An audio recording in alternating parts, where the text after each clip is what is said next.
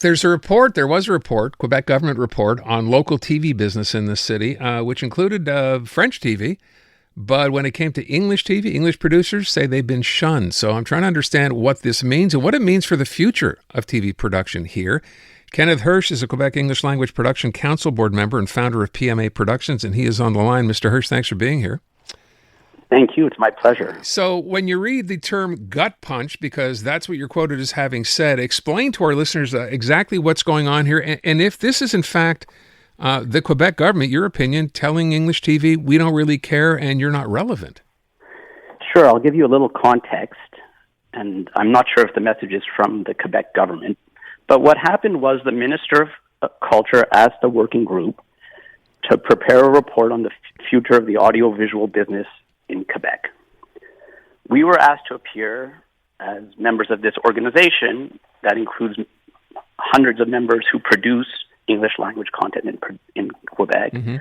And when the report dropped, there was not a single mention of English language content production in Quebec.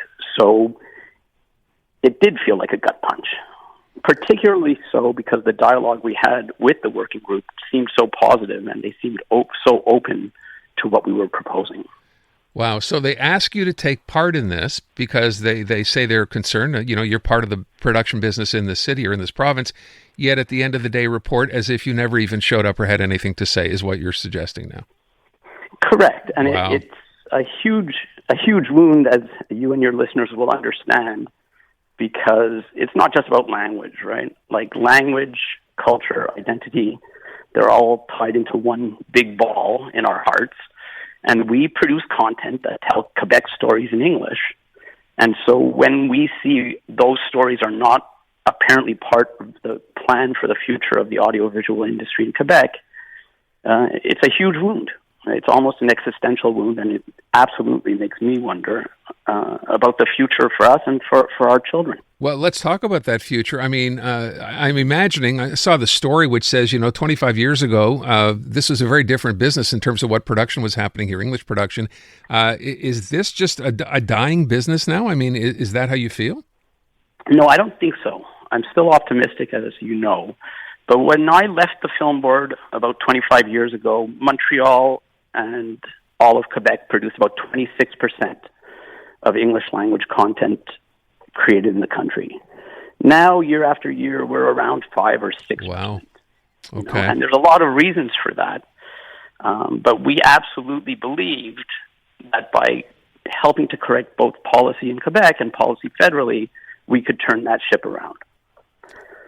Well, I'm curious though, if we're talking about Quebec, but federally, how can this be helped? What are you expecting will happen? What are you hoping would happen federally? So federally, we have two huge tools. There's two new laws that help protect official language minority communities, both in broadcasting and audiovisual content, and in the Official Languages Act. And essentially, in a simple sentence, say that the federal government, where it spends money, have to ensure the vitality of our community, as well as our cousins who speak French outside of Quebec. And so that's not happening currently federally, and we're taking certain steps to ensure that those laws are followed. They're new laws, so there's going to be a bit of a lag, but those are certainly part of what can help us build the future. I also have still hope that we can change policy in Quebec in certain ways that benefit both English language production and French language production, because, as I think those two communities are intimately interwoven. They don't exist in silos. Mm-hmm. And so to separate one out from the other doesn't make any sense. And if you exclude English language production from Quebec, that damages the industry in its entirety, French and English.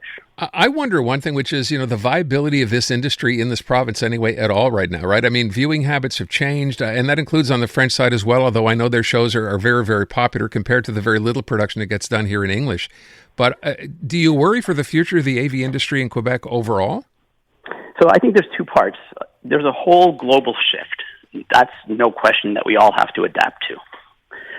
And that involves all the things that you know, including our kids watch more content on YouTube than they do on outlets, and advertisers spend more money on streaming than they do on outlets.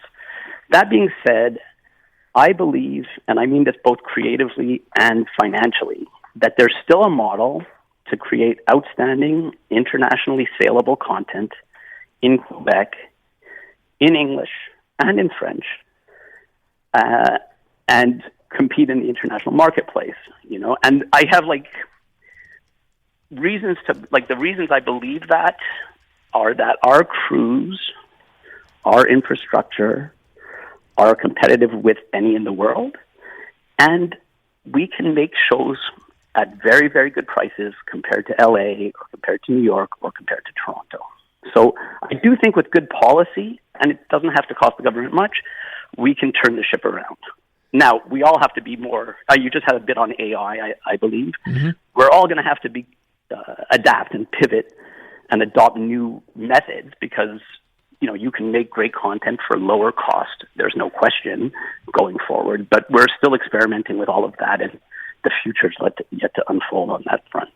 Yeah, I wonder too, though, you know, you bring up AI, and you wonder how much of this business that used to be done by industry professionals, you know, because that's your sort of, you know, area of expertise, can now or is now being done by, you know, people sitting at home working on their computer and creating this with AI, and how much of an impediment that is to your business. Yeah, it's a huge question. So my kids don't believe me, but I say I can still tell the difference between a pitch written by AI and a pitch written by human.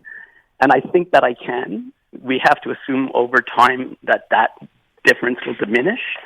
There's no question it's already impacting our business. Already, outlets were flooded with proposals every year from thousands of creators and creatives. Now, probably 10 times or 15 times that because AI is churning them out. And I'm sure that outlets are using AI to sift through them. You know, that being said, you know, I kind of go back to the basics of who's the creative team, how can I sell this, how do we position this in the market, who's the audience, you know, what are the chances for box office success internationally. And I'm not sure AI is there yet, you know, in terms of making those decisions. I believe not, but I'm not an AI expert. Yeah, keyword being, though, maybe yet. That's a possibility, and there's huge discussions, as you know, both in Hollywood and here and all around the world about what the unions will allow AI to do and what AI should not do, and whose writing belongs to whom and whose image belongs to whom. But I'm not, at the moment, that's not impeding my ability to produce content in Quebec.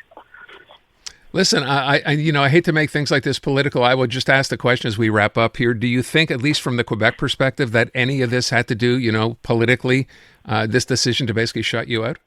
100%. So I know the people on the committee. We've worked together for 25 years. We went to them and said, look, we should and must work together for the benefit of this entire audiovisual industry. We work best together. We're all part of the same family. I believe that approach would be taken, and I prefer that they speak for themselves, but my understanding is they're saying they only tried to focus on French language production because French is threatened. I think, so I think it was a political expediency to try to please the current government, and I think it failed in the sense that it results in bad policy because it will, if instituted as is, which I hope it will not be, it will damage both English and French language production in the province. So do I think politics played a role? I absolutely do. And I think that in this case, it resulted in bad policy. That's sad to hear, but we will have to leave it at that. Kenneth, I thank you so much for the time. I wish you all the best. Appreciate it. I appreciate you. Thank you. Take good care. All right. Not good news for TV production in this province, certainly not in English. And yeah, making no bones about it, politically maybe motivated. The newest tracks. Let's go. New music. And the next big thing. Always on the new music first. Your first place to hear it all. 'Cause you gon' like it, love it, wanna play it twice. Playing now. iHeart New Music. Your digital station for brand new drops, fresh finds, and tomorrow's bangers. I think we need something new. Discover iHeart New Music. Always fresh, always first. Stream now on the free iHeartRadio app.